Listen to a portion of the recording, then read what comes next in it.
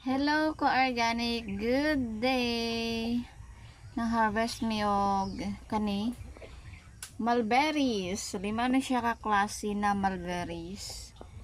Kani Illinois variety. Kani ka Himalayan long red. Tamis kaayo.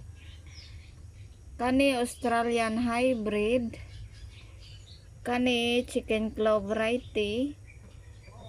Kani Himalayan long white mulberry. Illinois variety. Himalayan long red. Kani Australian hybrid. Chicken clove variety. And Himalayan long white. Tamis kayo na siya.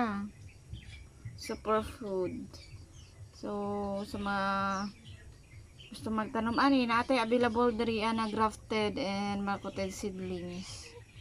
Daghan diri available, PM lang sa interested. Thank you. Himalayan mulberries.